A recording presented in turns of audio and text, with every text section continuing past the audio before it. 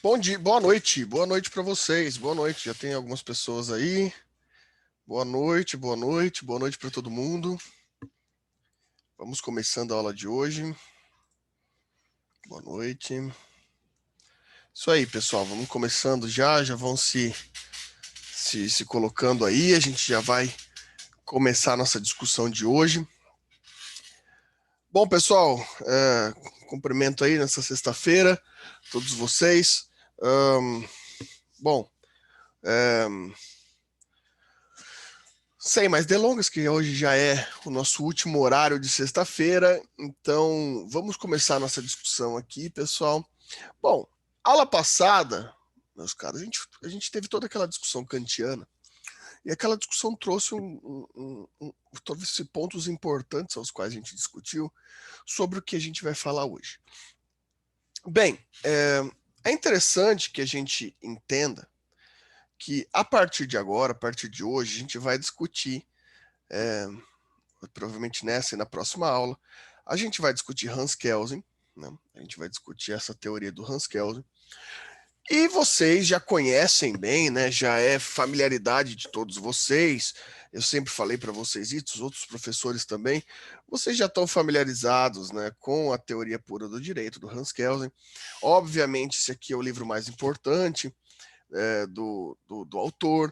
Esse é um livro o qual todos vocês devem ter aí, já devem ter lido, e obviamente, assim, esse vai ser um dos referenciais principais dos quais a gente vai utilizar aqui hoje, né? Porém, é importante a gente colocar que isso aqui faz parte de uma estrutura teórica, ao qual vai ser importante para a gente entender, mas é importante também a gente entender o que a gente está discutindo, né? Perdão. Diferentemente da teoria pura do direito, estritamente, a forma como ela é colocada, a gente não está na disciplina de direito constitucional, direito internacional. A gente vai ter que entender os fundamentos pelos quais foram levados essa teoria e qual que é o nosso interesse aqui, né? Depois de a gente entender Kant, até as aulas passadas, o que nos coloca aqui como interesse, como a forma qual a gente vai discutir essas ideias a partir de agora, é uma relação sobre, como a gente já colocou lá na apresentação, na nossa primeira aula, sobre o fundamento que Kelsen vai dar sobre a democracia parlamentar, né? Como vocês já entenderam, os três grandes autores, Hans Kelsen, Carl Schmitt e Eugênio Pachucanes, são as três linhas de pensamento distintas do século XX que estão discutindo precisamente, né, qual é a relação constitucional, o que constitui o direito, qual é o fundamento de constituição do direito na modernidade, né?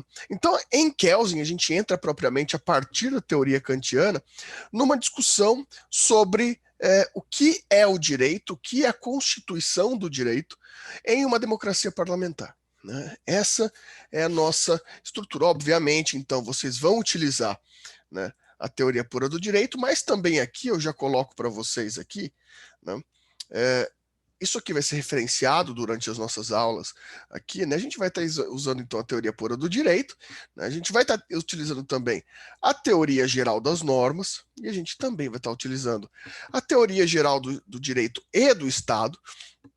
Tá, como vocês percebem, essas duas aqui, lançadas em alemão, a teoria geral do direito do Estado, extremamente importante, lançada em inglês no período que o Kelsen estava nos Estados Unidos, né? E, por fim, a democracia, um conjunto de escritos do Hans Kelsen sobre a discussão democrática, sobre o que é a democracia. Bem, essas são as bibliografias que a gente vai utilizar para tentar referenciar aqui. Claro que existem muitas outras obras do Kelsen, que vão estar nas entrelinhas aqui, mas as principais são essas. Essa primeira vocês já têm conhecimento, essas demais aqui são extremamente importantes, e eu dou um destaque especial para Democracia, de Hans Kelsen, tá?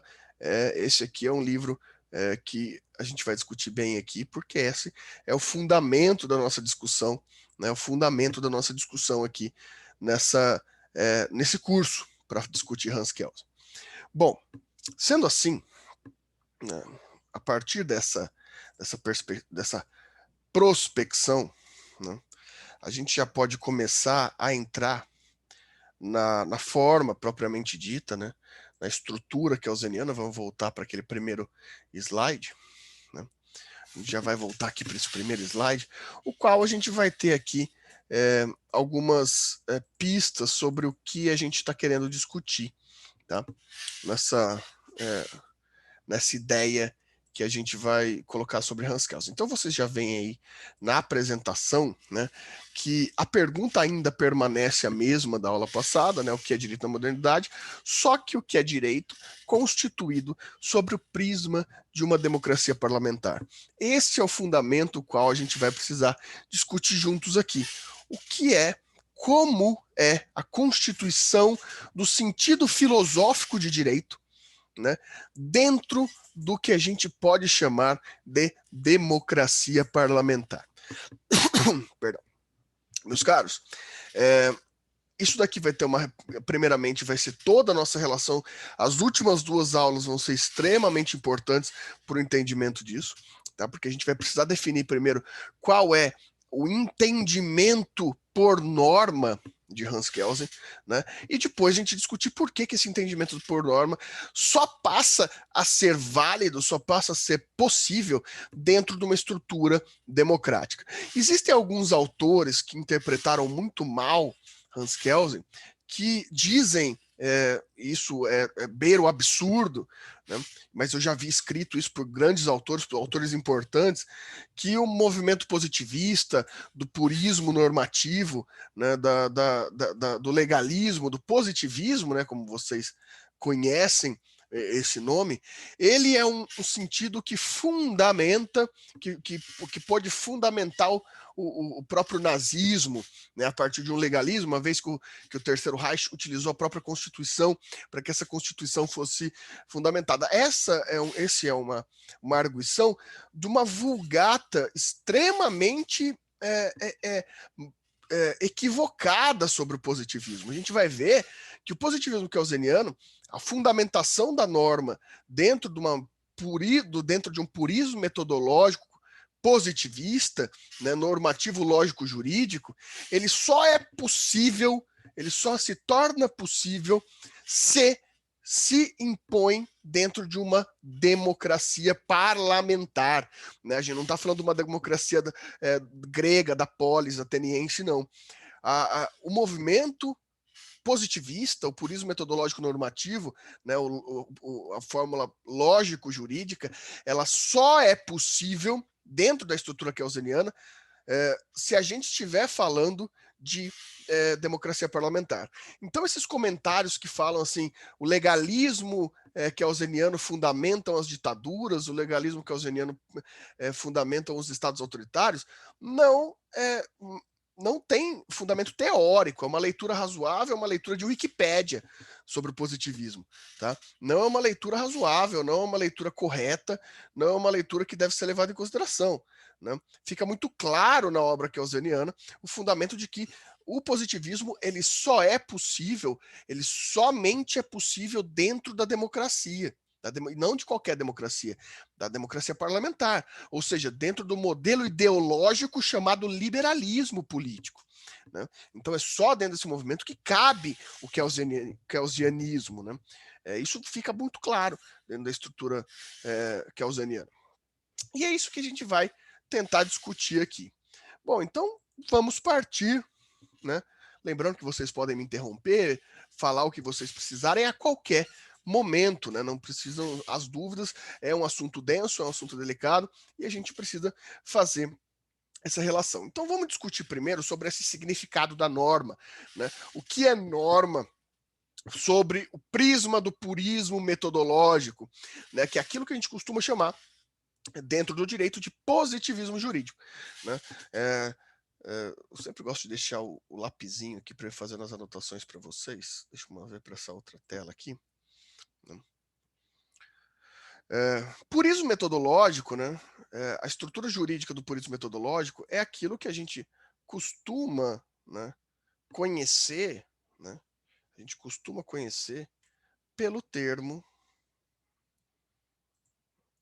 Já vamos anotando aqui, fazendo nossas anotações, pelo termo positivismo jurídico. Pessoal, primeiro, esse talvez seja uma das nossas primeiras realizações aqui. Entendam uma coisa: positivismo jurídico é um termo derivado, né, disso que a gente vai chamar de purismo metodológico da lei, né, o purismo metodológico da função lógico-jurídica, é isso que o Kelsen está falando. Vamos dizer assim que é uma forma, o positivismo jurídico é uma forma aproximada de conceber essa ideia, né? Não é a forma correta, ela é reconhecível, tem seus fundamentos, mas não é a melhor forma de chamar a teoria keynesiana, apesar de se caber. Mas ainda assim, se você for usar, é sempre importante colocar essa ideia de positivismo jurídico. Né? Por quê? Porque o positivismo filosófico ele é derivado daquele autor chamado Auguste Comte, né, que tem a teoria, que tem essa formulação de uma teoria chamada positivismo filosófico. E o positivismo filosófico ele tem essa função também lógica de ordem filosófica, né, de ordem estatal. Por isso que ela tem essa relação com o keynesianismo, por causa da ideia da ordem lógica, né? Mas são teorias muito diferentes, né? O positivismo comtiano ele não tem raízes democráticas, né? O positivismo jurídico keynesiano tem, né? Então a forma mais correta que a gente abordar essa ideia do positivismo, né, certamente é chamá-lo de purismo metodológico da lógica jurídica, né, da estrutura lógico-jurídica. Talvez essa seja a forma mais correta da gente enfrentar isso. E, basicamente, a gente vai estar enfrentando aqui essa ideia de direito puro e a gente já vai começar a discutir isso, né? Essa ideia do direito puro, porque esse purismo, essa ideia de entender a norma como uma função pura, ela é essencialmente uma ideia relacionada a uma referência keynesiana à filosofia kantiana. Ou seja, o Kelsen ele vai utilizar a teoria, a crítica da razão pura, né?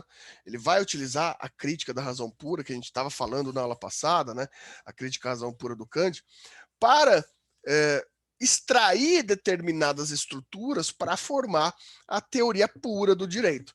Né? São duas obras. A obra kantiana ela vai servir como inspiração racional para que a gente possa entender a função normativa. Né? Então vejam, como que a gente pode começar a pensar essa lógica normativa, nessa lógica jurídica, a qual a gente está tentando se comunicar aqui. Vejam, vamos escrever aqui. A gente vai ter que, primeiro de tudo, ter toda essa relação, né? Ter toda aquela relação que a gente aprendeu a partir da aula passada, entendendo da seguinte forma. Vamos tentar pensar. Bom, primeiramente, eu acho que cumpre a gente ter a seguinte observação. Né?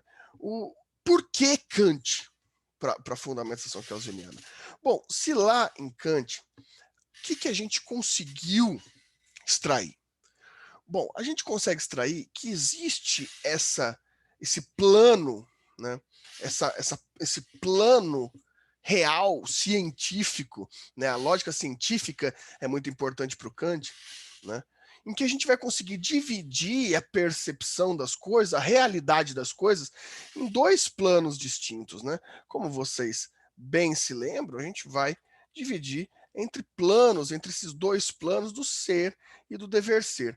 Por que essa distinção? Lá em Kant, a gente tem essa distinção justamente para tentar fazer uma relação lógica da fundamentação de existência, né,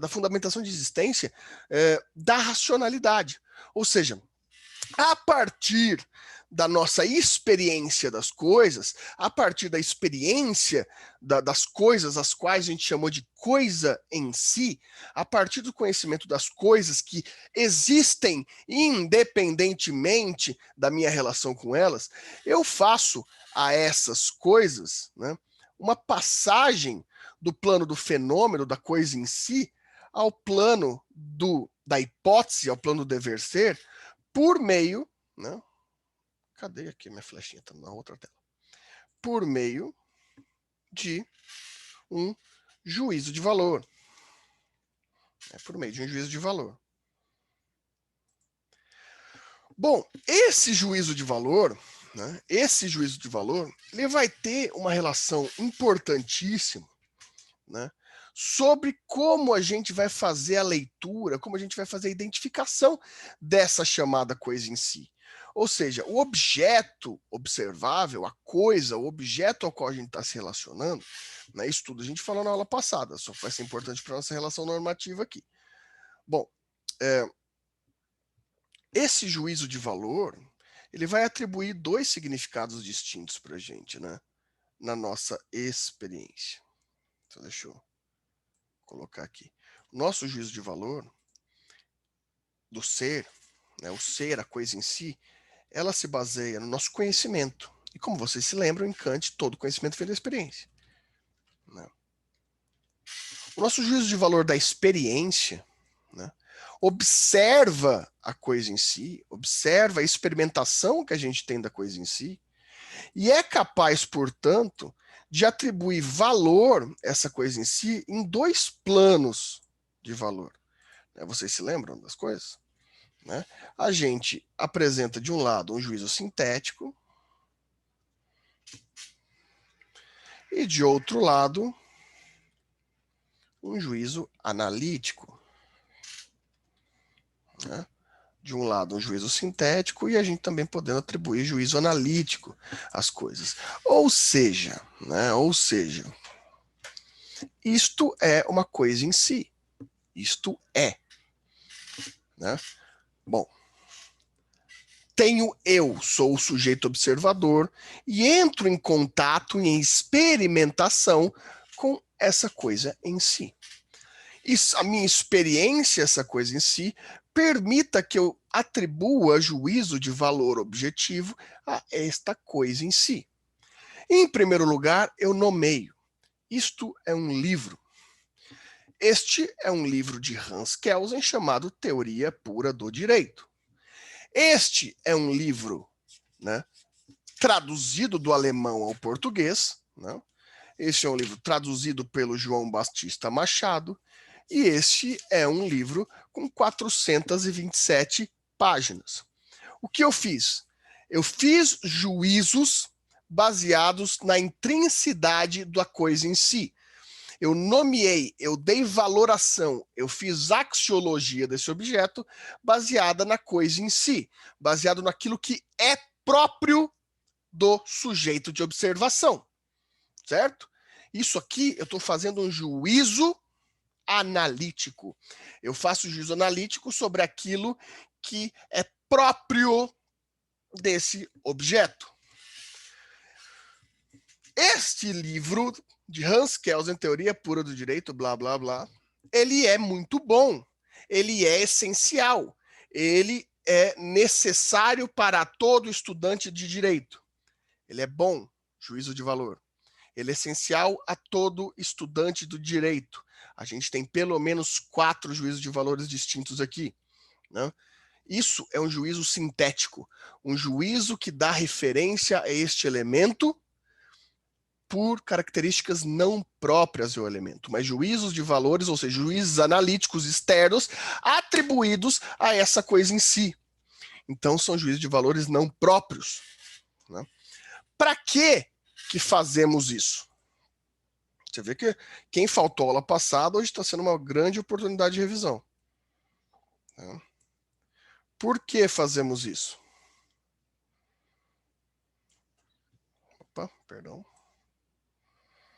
Fazemos isso para que a gente possa observar um juízo hipotético. Esse juízo hipotético, ele é o que vai ser mais importante para a gente aqui. Porque esse juízo hipotético, ele vai ser capaz, né, de reconhecer, ele vai ser capaz de acessar o ser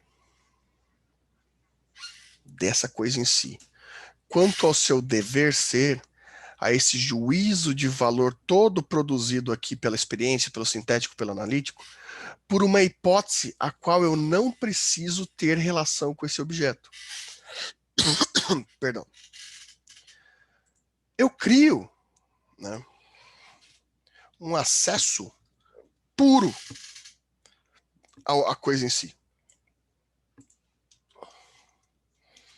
A coisa em si. Por meio de uma axiologia hipotética. Isso é um purismo. Como assim? Vejam. Prestem atenção nisso. A questão é, agora, independentemente da presença da experiência desse livro, eu consigo acessá-lo por meio da racionalidade de forma hipotética, de forma pura. Se eu falo o livro Teoria Pura do Direito, da versão brasileira da Martins Fontes, né? Eu já consigo acessar todo o seu conteúdo de juízo de valor e a sua existência da coisa em si, sem a experiência da coisa em si. Eu criei a realidade da hipótese. Eu criei a realidade da hipótese. Né? É muito importante isso, uma vez que, ao fazer isso, essa relação entre o juízo hipotético e a experiência, né, relação, ela não existe mais. Não tem necessidade de existência. Essa relação entre juízo hipotético e experiência não tem necessidade de experiência. Não tem necessidade de experiência. Porque aqui, né? Porque aqui no juízo hipotético, eu consigo um acesso puro. Enquanto aqui, nessa produção, eu preciso de um acesso prático. Enquanto aqui eu tenho um juízo prático, aqui eu tenho um juízo puro. Aqui, o juízo, ele necessita da realidade da experiência. Aqui ele necessita da realidade da racionalidade, da hipótese, da formação de hipótese. Bom, é isso. Tudo isso aqui, essa árvore a qual a gente montou sobre essas estruturas aqui, isso para a gente vai ser a nossa ideia de norma. Por quê? Em Kelsen, essa referência kantiana vai transformar, né, vai acessar a coisa em si como as experiências fenomenológicas do que a gente vai chamar de ciência causal. Enquanto o juízo hipotético, a formação do direito puro, vai estar na ciência normativa. Ele vai dar realidade tanto aos efeitos causais dos fenômenos sociais, quanto aos fenômenos normativos separadamente, apesar de um poder se intervindo do outro. Entretanto, a partir do momento que esse se torna fato e esse se torna norma, os dois subsistem independentes um do outro. E principalmente, o fato não depende da norma para a existência, isso é óbvio, mas a norma não precisa do fato para a existência. A criação da norma é hipotética e pura, o que faz a norma ser subsistente por si. Uma norma pura. Né? A norma, ela tem conteúdo de juízo de valor puro. Como assim? Meus caros, essa pureza, né? Essa pureza que a gente está trabalhando aqui, esse juízo de valor puro, né? Essa pureza, a gente pode colocar da seguinte forma. Vamos deixar mais claro aqui. Deixa eu ampliar. Oh, cara. Essa pureza, ela desvincula e subsiste.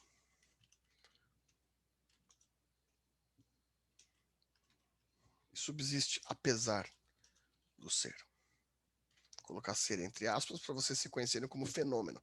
Né? Essa pureza é um juízo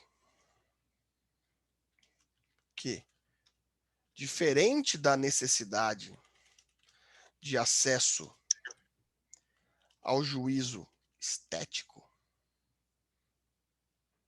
se acessa depois do fato. Como assim? Isso eu não entendi. Já explicamos. Vejam, coloquei estético aqui, mas eu poderia ter colocado juízo prático, tá? Não consigo mais corrigir, mas tudo bem. Né? essa relação, ela tem essa mesma relação do juízo estético com o acesso prático. Né? Com acesso prático.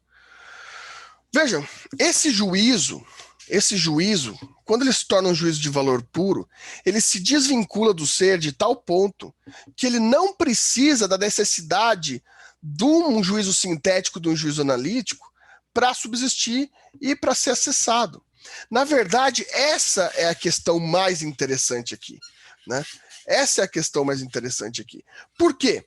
Porque a grande definição dessa pureza, né, dessa pureza, é que a norma pura, né, ela não necessita de nenhuma referência.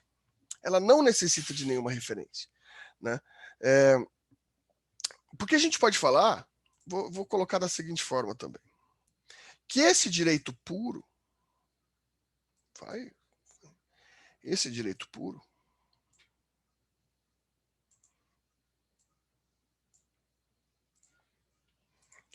puro, ele se forma por um juízo hipotético,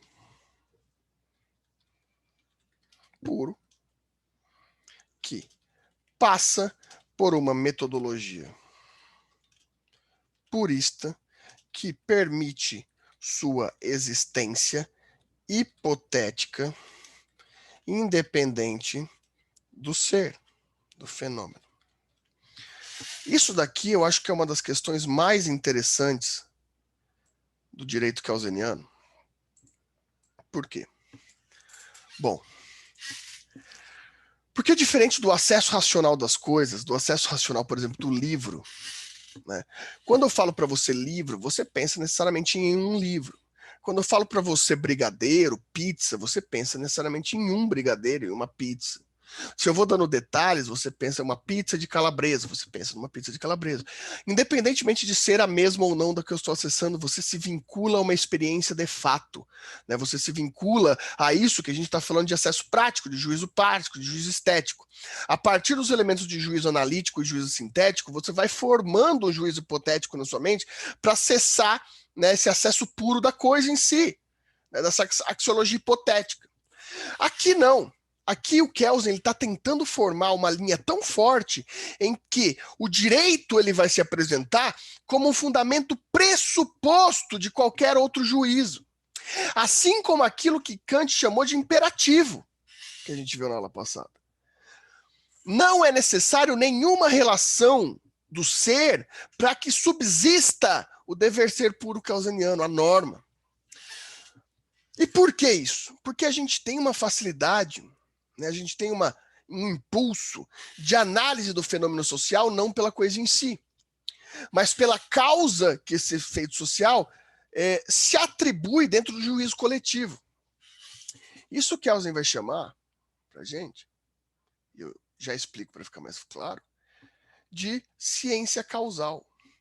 A nossa relação não com as coisas, mas com o juízo dado a fenômenos causais, ou seja, a elementos de causa, a elementos que causam efeitos, não são de reconhecimento específico. Eles se dividem de reconhecimento específico.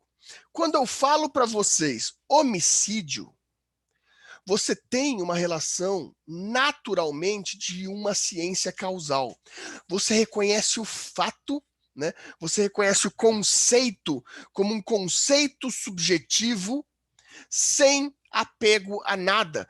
Se eu falo para vocês, por outro lado, do homicídio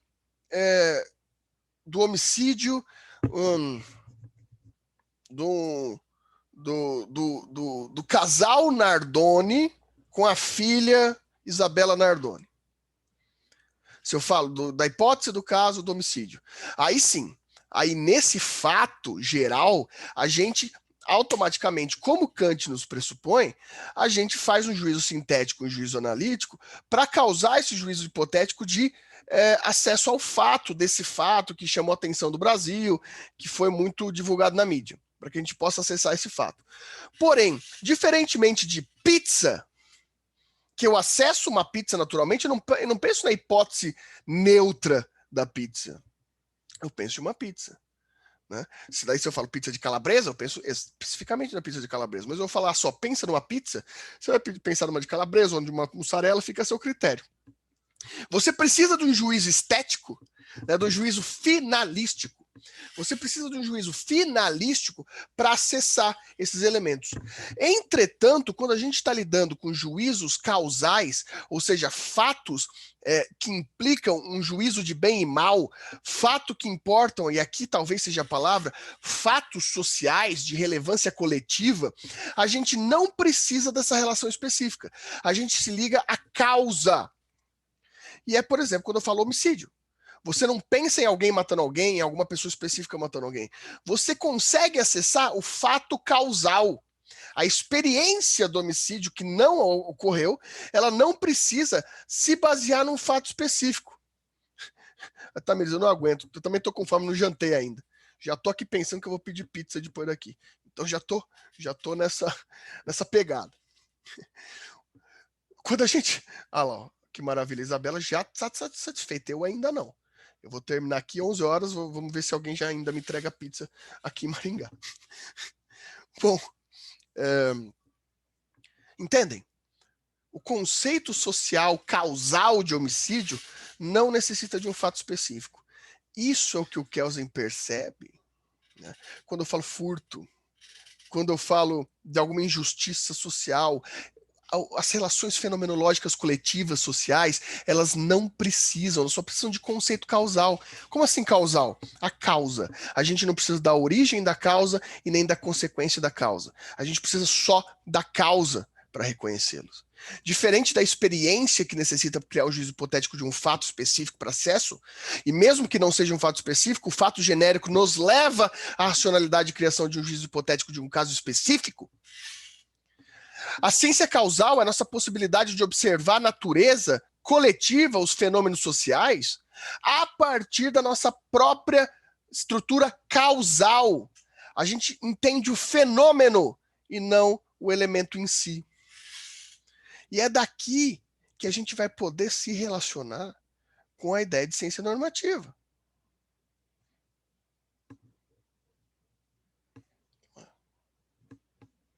Cadê? Não tô achando meu mouse. Sumiu meu mouse aqui. Ah, achei. Com a ideia de ciência normativa. Porque a ciência normativa é essa que vai absorver e purificar, por metodologia, vai purificar o elemento da ciência causal como um elemento de ciência puramente formal. Né? A ciência normativa vai ter o mesmo efeito racional do juízo hipotético que a gente tem da ciência causal. A gente vai enfrentar o fato social positivado. A gente vai enfrentar o fato social positivado. O direito ele vai agir como uma ciência causal separada em um plano puro. Né? O direito ele vai criar o crime de homicídio. Significa dizer que o conceito de homicídio está no crime de homicídio? Não. O conceito de homicídio não está no crime de homicídio. O conceito de homicídio está na ciência causal do fato social. O crime de homicídio ele é puro. Ele não se relaciona com o fato. Mas como não? Porque os elementos do fato normativo, eles são próprios. Os elementos do fato normativo, eles subsistem independentemente, sem a necessidade de um juízo prático. Ele vai acessar depois do fato. Vejam. Gente, aconteceu um homicídio. Pum. Ciência causal. Homicídio. Que homicídio? Hora de criar um juízo hipotético da experiência. Ah, fulano matou cicrano. Esses elementos próprios. Matou a sangue frio com uma facada. Juízo sintético. Pá. Isso subsiste por si. Tá? Isso subsiste por si. Separa. Nunca mais, a partir de hoje, ninguém matou ninguém. O crime de homicídio subsiste por si, independentemente do fato social. Os dois estão separados. Os dois estão separados. o crime, o fato social do homicídio do fulano ou cicrano com uma facada se torna relevante socialmente. Agora, ele se torna objetivo ou seja, ele se torna um objeto jurídico. Agora, a gente pega o elemento normativo, a ciência normativa, e espera que a ciência normativa se amolde à sua forma, não a forma da ciência causal. A ciência causal já aconteceu, ela já tem sua forma. A ciência jurídica, ela vai ter que vir e aproveitar a ciência causal da forma dela. Ela extrai da ciência causal os elementos aos quais são relevantes juridicamente, objetos de relevância jurídica. Mas elas não se comunicam, elas não são a mesma coisa. O homicídio vai continuar existindo, né? O fulano que matou o ciclano vai continuar existindo. Agora, esse movimento ele vai ser alterado para sugar, posteriormente desse fato, os elementos jurídicos desse fato e continuar trabalhando isoladamente, puramente sobre ele.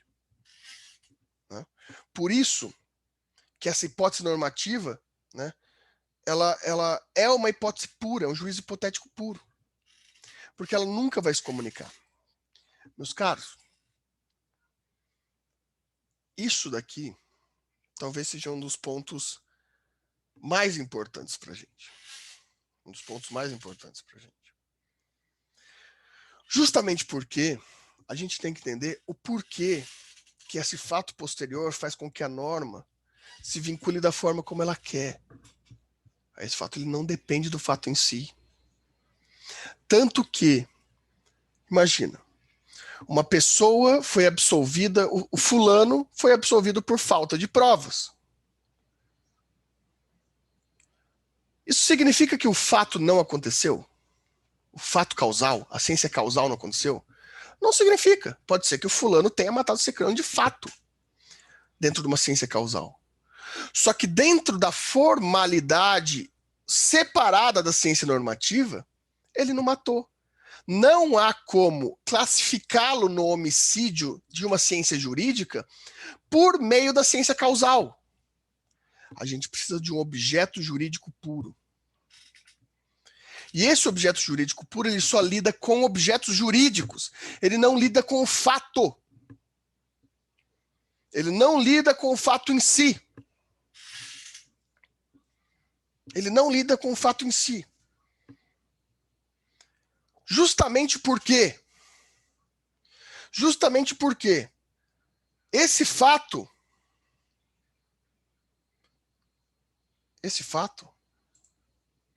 ele está dentro daquilo que o Kelsen vai chamar na teoria puro direito de estática da norma. A gente já vai falar da autorreferência da norma. Ele vai chamar de estática da norma. Bom, o que é essa estática da norma, meus caros? Eu acho que isso daqui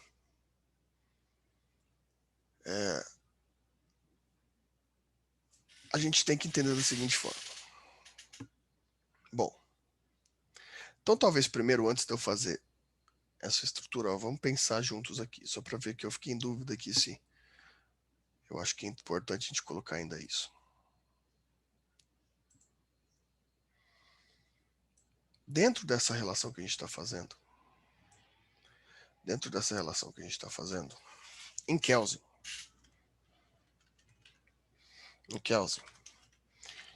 em uma referência kantiana, a criação do juízo hipotético do fato causal, né, que vai vir, que pode ter um devir de relevância jurídica, que pode vir a ter um devir, ele se dá sobre as relações sintéticas que se comunicam com as analíticas seja, o que importa é a causa e não a origem ou a consequência. O que importa é a valoração que influi no fato. Essa valoração deve ser considerada como uma valoração, uma axiologia puramente jurídica. E principalmente, e é aqui que é o ponto que eu quero chegar, e principalmente, essa axiologia puramente jurídica não se comunica com o fato. Só atinge valor a própria norma. Como assim? Bom,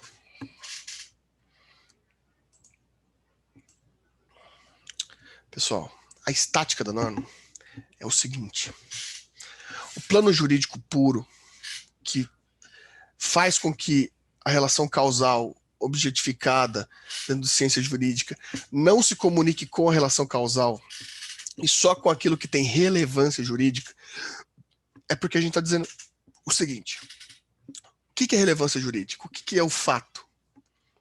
O fato jurídico é somente aquilo que tem referência jurídica, que pode ser imputado de forma jurídica. Não estou entendendo ainda. Bom, significa dizer que eu existo, ok? Eu existo. Eu sou uma coisa em si. Eu sou um fato do plano do ser. Eu existo. Eu sou uma pessoa, juízo analítico. Eu sou uma pessoa boa, juízo sintético. Beleza, ok. O que isso é relevante juridicamente? O que eu sou relevante juridicamente? Qual é a minha relevância jurídica? A minha relevância jurídica é meu acesso normativo. Eu só existo normativamente a partir das minhas relações normativas. A minha existência corpórea não é normativa. O meu caráter, o meu destino não são normativos. Quem sou eu normativamente? Eu sou um conjunto de normas, porque esse conjunto de normas é o que pode ser acessado por um plano puro do dever ser. Eu, pessoa, não sou acessado pelo dever ser jurídico, porque eu sou, no máximo, ciência causal. Eu não sou ciência jurídica. O meu ato pode ser causal, mas o meu ato não é jurídico. Eu sou, juridicamente, como fato jurídico, apenas um conjunto de normas, porque é só isso que se comunica no plano normativo de juízo de valor puro. Bom, eu sou o CPF tal. Isso é um plano jurídico. Eu sou a OAB tal. Eu sou professor da Faculdade de Maringá conforme inscrição na carteira de trabalho. Beleza? Isso tudo é jurídico. Beleza. Eu sou livre. Eu sou livre. Bom, por conceito de ciência causal e de juízo hipotético, eu tenho milhões de respostas. Do ponto de vista jurídico, eu sou livre de acordo com a estrutura constitucional. Ótimo. Eu sou capaz por conta do Código Civil. Essas normas, sim, são as minhas relações normativas imputadas a mim. Qual a diferença entre mim, né?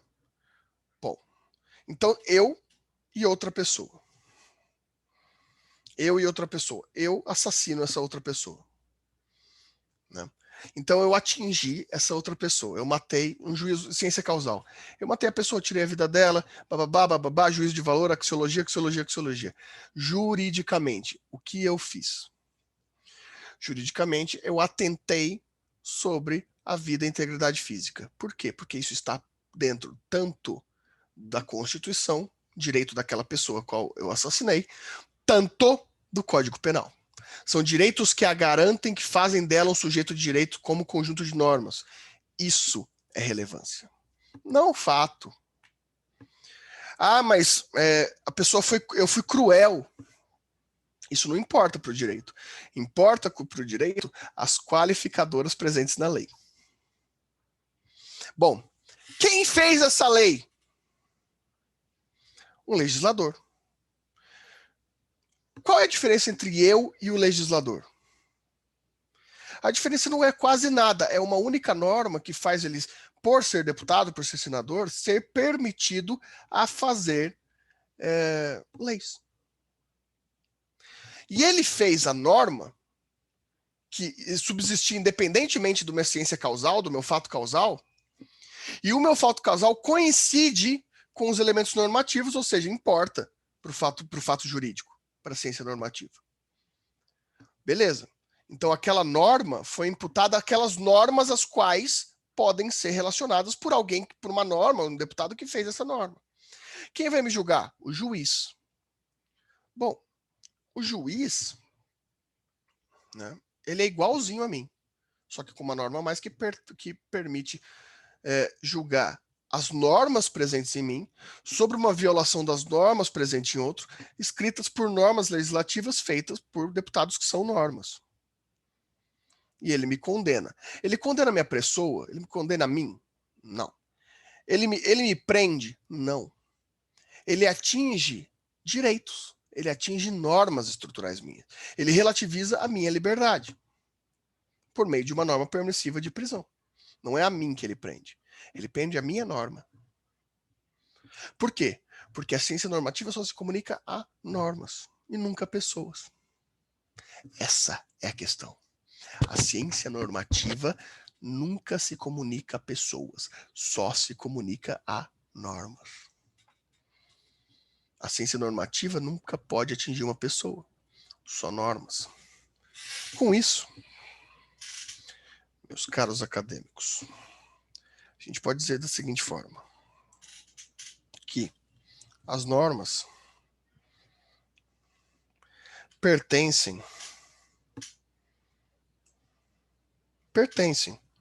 né, a um estado que é uma norma. Né? Então, a norma pertence a uma norma, estado. Veja só que interessante.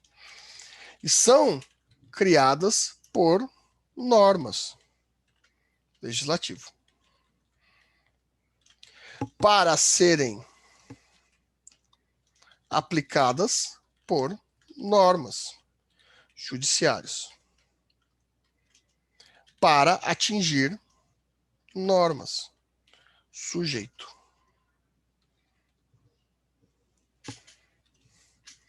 Essa é a lógica jurídica. Isso é o que eu estou chamando de diferença entre ciência causal e ciência normativa. As normas só se comunicam com normas. As normas só têm a capacidade de se comunicar com normas. Então, dúvidas até aqui? Dúvidas até aqui?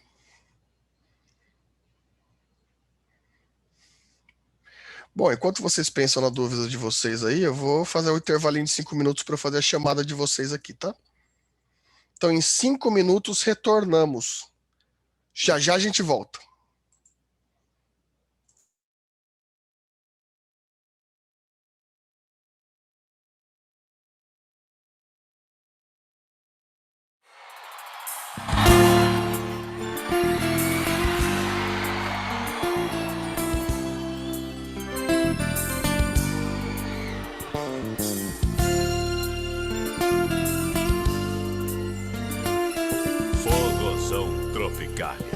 Volume 8.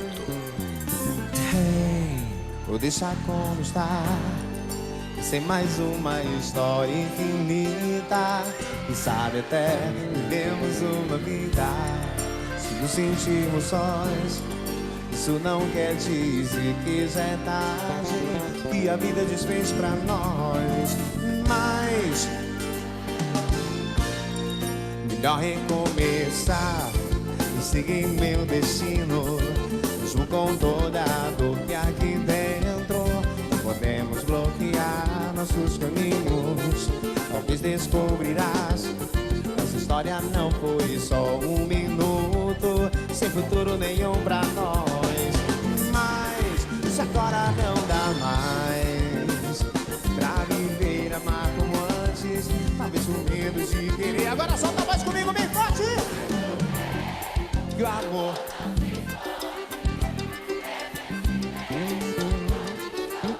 que lindo. Não se pode, não se pode negar o amor, só entregar-se a esse planeta de cores. Oi, gente! Difícil pra nós dois, é muito injusto comprarmos. Essa lembrança sempre vem nos emocionando.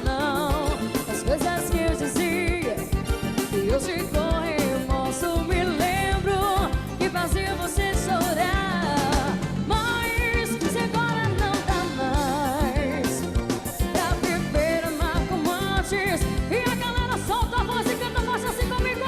Mas não.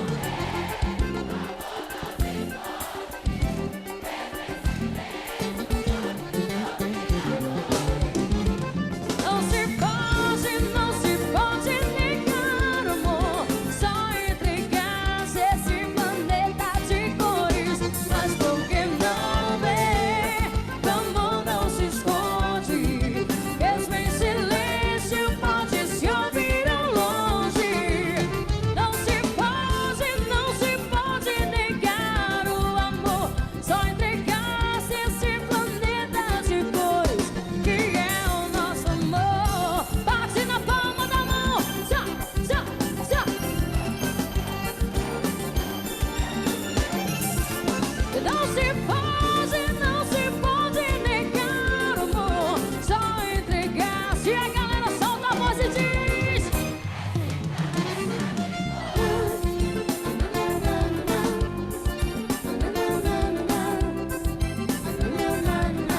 esse planeta de cores.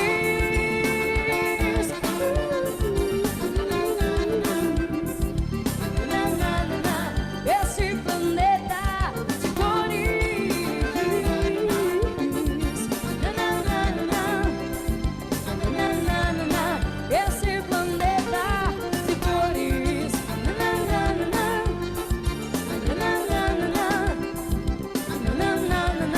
Esse planeta de cores. Esse planeta de cores. Cadê o gritinho da galera? Bom, isso aí. Como tá o sono de vocês aí? Porque tá um silêncio ensurdecedor. Ok. Né? Bom, então beleza. Vamos lá, então. A partir disso, dessa ideia, dessa ciência normativa, a gente pode entender a ideia de autorreferência. Vejam só, meus caros, a norma, ela é autorreferente. A norma só se comunica com a norma, ela não se comunica com o fato. Isso que vocês precisam colocar na cabeça de vocês. O fato não importa. A ciência causal não é nada a ciência normativa. A ciência causal, ela é fato. A ciência normativa subsiste por si. Só importa a ciência normativa à ciência normativa. As normas são autorreferentes. Elas só podem atingir elas mesmas. Ela não pode atingir o fato. Essa talvez seja uma das maiores críticas, né? A ideia de ativismo judicial e etc. É a ideia do positivismo, onde a pessoa nunca é atingida pela norma. É a norma que é atingida pela norma, porque a pessoa é fato, é ser, e a norma é dever ser puro. Os dois não podem se comunicar. Tanto que vocês já devem ter ouvido por aí, e eu sempre falo disso, né? Que tem aquela... Tá no livro do Fábio Lhoa, Para Entender Kelsen, tá no livro do Michel Temer, né? Aquela loucura, aquela baboseira, aquela coisa de uma pirâmide, do que eles conhecem como pirâmide de Kelsen, que dá uma hierarquia vertical às normas, né? essa hierarquia vertical, em que é chamada de, no topo, a Constituição Federal, as leis ordinárias, né? Embaixo as leis ordinárias, e depois as leis administrativas, as normas administrativas, né? Sendo que a administrativa se submete à ordinária, a ordinária se submete à Constituição, né? Isso tudo aqui, né? Essa ideia aqui é uma ideia que não subsiste. Essa aqui é uma ideia falsa, né? Essa ideia aqui não pode ser levada como uma ideia verdadeira de forma alguma, justamente porque não há hierarquia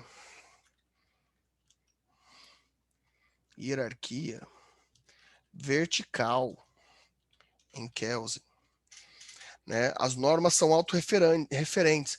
Há uma horizontalidade, né? Há uma horizontalidade das normas. Por quê? Porque justamente essa estática do direito retira o caráter físico e transforma o fato, por exemplo, a pessoa, em norma, aqui relacionada como sujeito de direito. E esse sujeito de direito, né? E esse sujeito de direito, o fato jurídico. E não a pessoa. Essa é a grande questão. A norma é autorreferente. A norma só importa a norma, né? Então, nessa ideia, né? Nessa ideia de hierarquia, né? Só há possibilidade de uma hierarquia irradiante ou horizontal da norma. O que significa isso? Que a norma ela é válida pela própria norma. Sim, uma norma inconstitucional ela não é válida, mas ela não é que ela não é válida porque ela se submete à Constituição.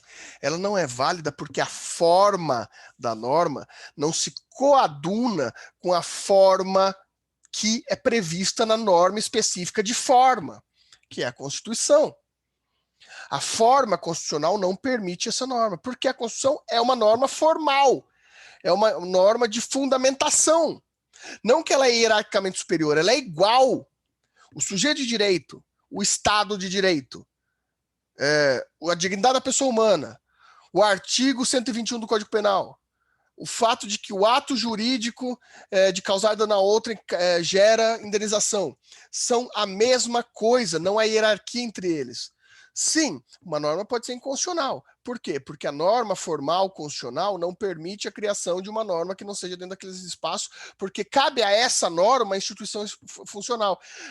A norma administrativa, ela tem que estar de acordo com a legislação estadual, porque a legislação estadual ela é formal quanto a essa estruturação. As normas têm seu caráter específico, mas elas não são hierárquicas. Elas são verticalmente irradiantes. Elas se complementam, porque elas são a mesma coisa. Todas elas fazem parte do dever ser puro. Não há uma pirâmide porque não há uma cadência hierárquica. Há uma horizontalidade de autorreferência. Isso é extremamente importante. Isso é o foco principal da teoria kelseniana, né? A grande questão aqui é que, sim, a Constituição e a lei, a norma administrativa são a mesma coisa. Não tem hierarquia, são a mesma coisa. Só que todas elas, desde a Constituição até a norma administrativa municipal, elas são a mesma coisa horizontalmente e elas se justificam e elas se fundamentam não por essa estática, por isso que são estáticas, porque elas se fundamentam pela formalidade, né? Mas pela dinâmica da norma, para que a gente possa validar. A gente valida a racionalidade também. Lembra das estruturas a priori? Daí, para piorar aquela teoria, né? Essa teoria aqui da pirâmide inexistente, da loucura da pirâmide de Kelsen, eles vão falar que o que fundamenta isso é o conteúdo moral da sociedade, que faz o espelhamento daquilo que é normativo. Para, isso é absurdo falar uma coisa dessa. É absurdo, porque a moral não é normativa. Não há como a sociedade falar sobre a estrutura moral. Quem faz a norma não é a moral, não é a pessoa, é a norma. A norma não tem essa estrutura moral. Não tem um conteúdo moral da sociedade que designa a validade das normas. Não, meus caros. O que fundamenta a validade das normas é sua forma contrato. É sua forma contrato. É aquilo que a gente pode traduzir pelo Brocardo, pacta sunt servanda. Né?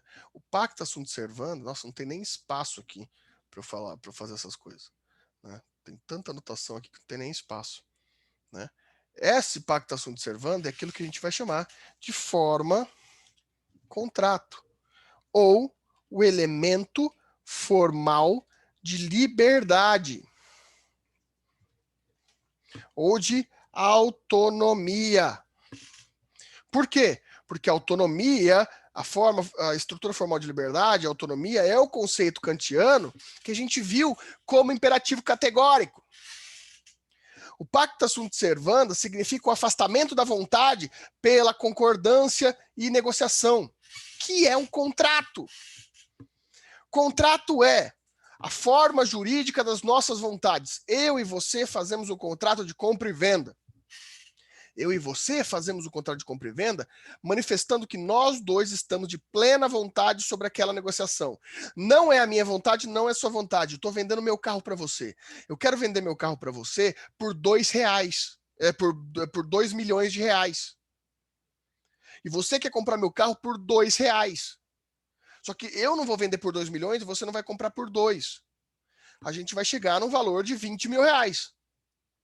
E nós dois concordando de livre juízo, de expressão da liberdade contratual, a gente se reconhece como sujeitos de direito e validamos a nossa existência jurídica por meio da vontade.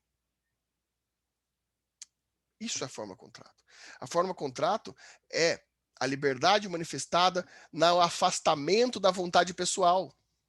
No afastamento da vontade pessoal. Na vontade exprimida por meio do afastamento da não estruturação real. Isso é vontade. Né? Isso é essa forma contrato que vai validar a norma. Isso vai ser a dinâmica. E essa validação, o Kelsen vai chamar, em alemão, de Grundnorm. E a gente vai traduzir como norma hipotética fundamental. A norma hipotética fundamental vai ser aquilo que valida a autorreferência das normas, que valida o que constitui a forma normativa de um Estado. E essa validação é o contrato. Mas que contrato? O contrato é entre Estados. É o direito internacional. A partir do momento que um Estado se relaciona com outro Estado por meio de tratados e contratos internacionais, há uma autorreferência normativa entre eles de reconhecimento do plano jurídico da ciência normativa e não da ciência causal. Se forma um contrato, um elemento jurídico, por um tratado internacional, o direito internacional, e esses estados reconhecem. Ora, se eu, Brasil, Estado brasileiro, faço um tratado internacional com a Colômbia, significa que eu e a Colômbia nos reconhecemos em uma estrutura jurídica e não na estrutura de fato. Então significa que eu e a Colômbia nos reconhecemos a partir de um contrato. Então nós respeitamos a nossa soberania, nós utilizamos a nossa liberdade, porque a liberdade, o contrato só se manifesta sobre o teor recíproco de liberdade. Você não pode fazer um contrato com um menor incapaz, porque o contrato é nulo. Você precisa do elemento de liberdade pleno. Capacidade. 2 estados também. A capacidade é a sua existência, seu autorreconhecimento como forma jurídica. Isso é a fundamentação válida. Meus caros, vejam só. Vou dar um exemplo hipotético, nada real, para não causar polêmica. obviamente é real, mas eu estou fingindo que é hipotético. Imagina um Estado, né, que por interesses econômicos, e principalmente quanto ao petróleo, etc., usa a desculpa sobre terrorismo e invade outro Estado. Invade outro Estado. Pode? Depende. Existe uma legislação contratual internacional sobre o direito de guerra. O direito de guerra ele tem que passar pelas Nações Unidas, no Comitê de Segurança, e etc. Blá, blá, blá. Tem todas as normas para você poder fazer uma guerra. Você não pode simplesmente pegar suas tropas e enfiar no Estado, porque é descumprimento contratual. Bom, então esse Estado vai ser punido? Depende. Por quê? Porque o Estado ao qual eles invadiram não tem tratado internacional com as Nações Unidas, tampouco com o Estado em si. Logo, esse Estado não é reconhecido como Estado, então não é crime. Aquilo que não está na norma não é crime. Se eu mato uma pessoa e essa pessoa não tem CPF, não tem RG, não tem nada, ela não existe. Pronto. Essa é a relação. A fundamentação normativa ela se dá pelo Estado, reconhecendo outro Estado.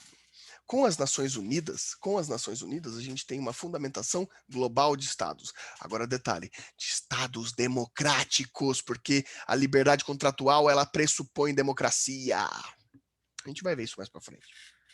Essa é a grande relação. A ONU reforça a democracia internacional a partir de direitos humanos, que são normas, e etc. Funções democráticas, intervenção democrática. Mas, enfim, isso a gente vai ver mais para frente. A grande questão aqui é que a gente tem um órgão centralizador de direito internacional que fundamenta as normas internas de todos os estados. Isso é fundamentação de soberania. Isso é fundamentação de soberania. Por meio da forma. Estão entendendo isso daqui? Porque daí depois... tirem print aí, veem o que vocês vão fazer aí, que eu vou mudar de tela e vai sumir as anotações. Daí depois não tem mais como voltar nelas. Vou tirar aqui para vocês também qualquer coisa.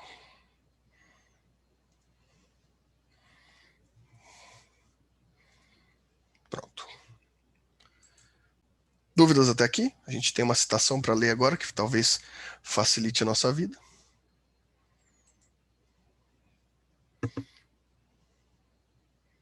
Difícil saber.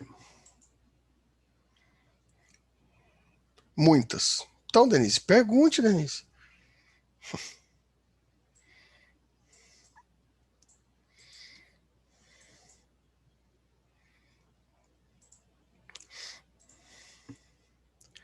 Vamos ler a citação aqui para ver se ajuda.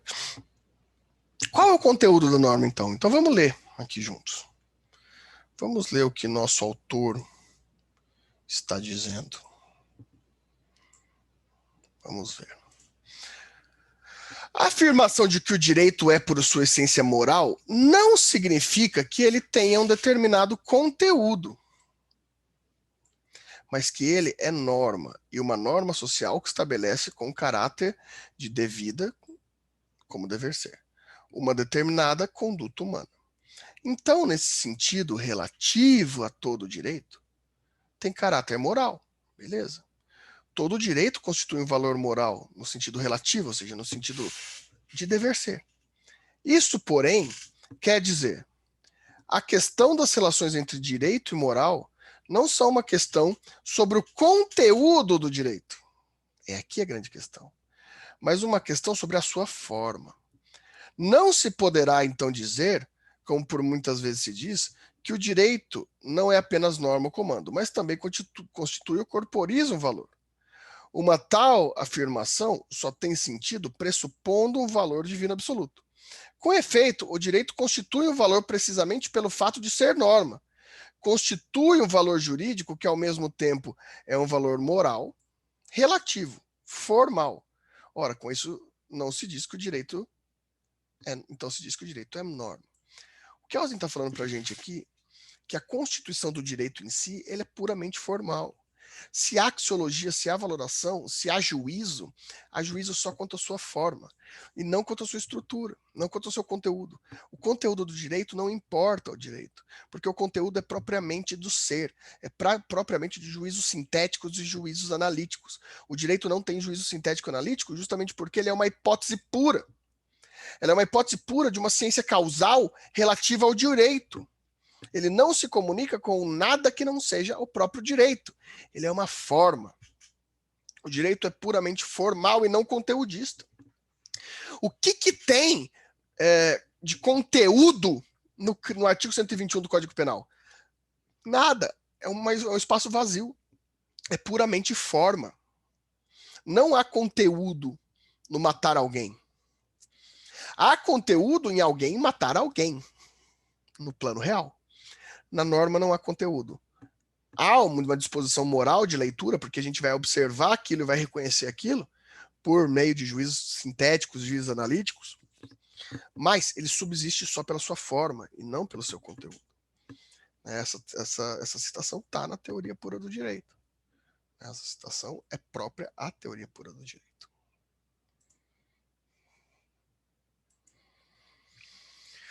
O que vocês me dizem?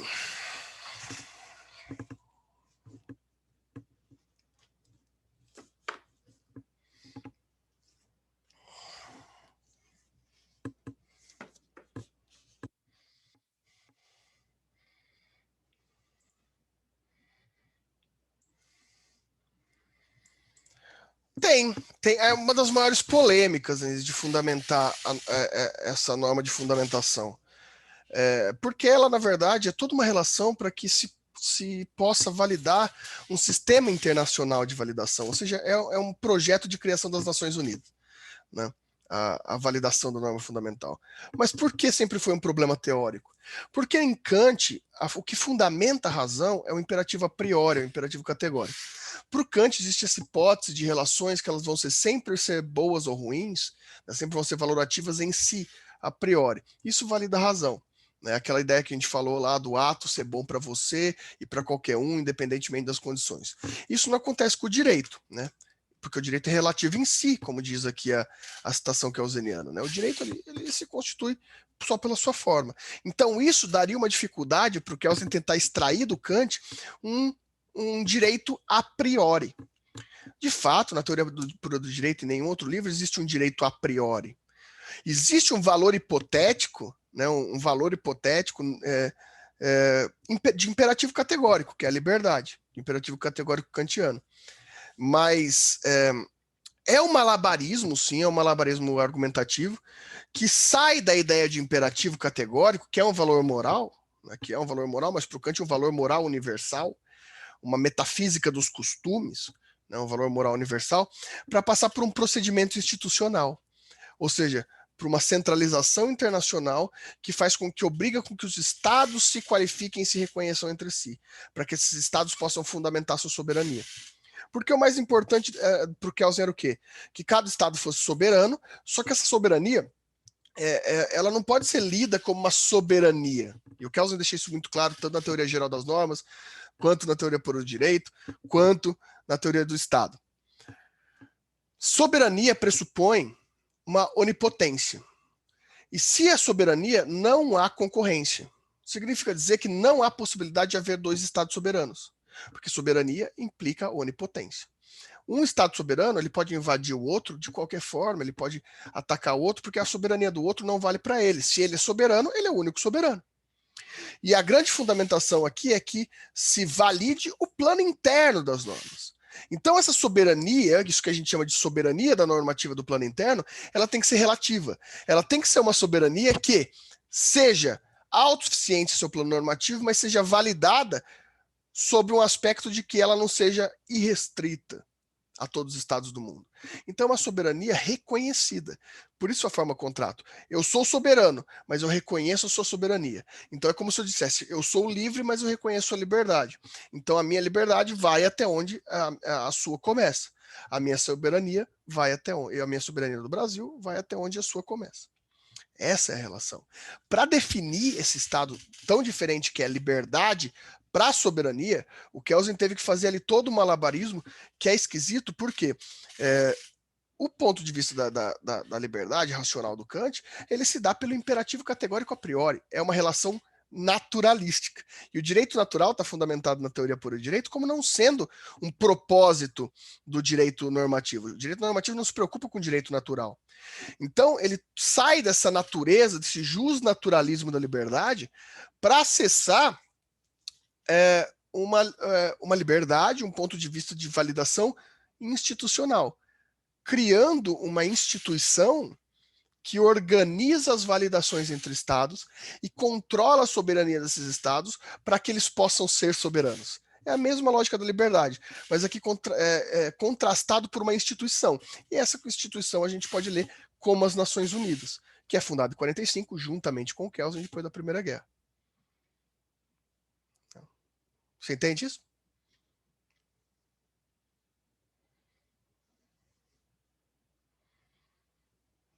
Imagina.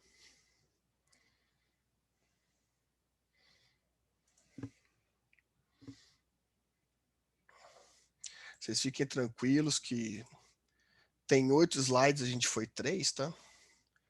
Então a gente tem bastante assunto ainda para a próxima aula. Sei que vocês estão felizes com esse assunto.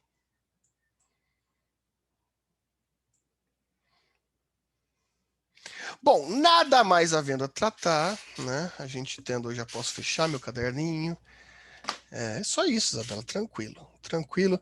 Lembrando que isso é o primeiro autor, né? Tem mais 2 autores e tem mais 2 sustentáculos de autores, né? A gente tem que terminar o Kelsen, depois que a gente terminar o Kelsen, a gente vai estudar o conservadorismo teológico para estudar o Schmitt, depois a gente vai estudar os marxistas para estudar o Pachucanes. Então, tem muita coisa ainda para a gente se divertir esse bimestre. E para fazer aquela provinha, porque esse bimestre vai ser aquela provinha de questões que não adianta colar, não adianta procurar na internet, vai ser daquele jeito que todo mundo gosta. Medo não, conforto. Vai ser a diversão do conhecimento. Vocês vão ter os vídeos disponíveis, tudo tranquilo aí para vocês. Vai ser a emoção de falar, estou entendendo Kelsen. Sem precisar ler o Para Entender Kelsen, do Fábio Lhoa Coelho. E eu não recomendo mesmo. Todos os livros que está escrito para entender alguma coisa esquematizada, alguma coisa descomplicado, evitem, né? A gente sabe que não tem milagre. O milagre é sentar a bunda na cadeira e ler, né?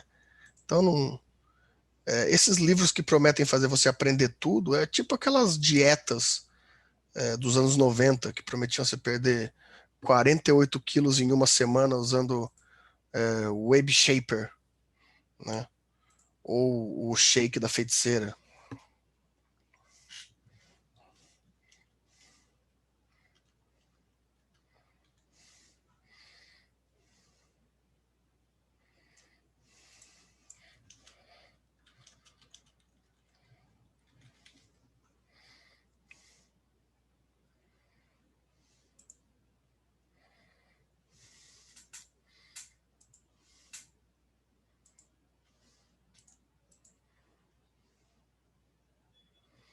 Bom.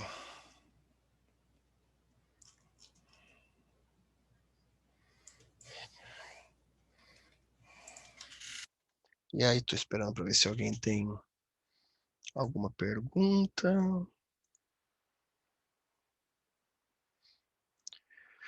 Ó, então é isso. Não vão procurar o Elisbelt, hein?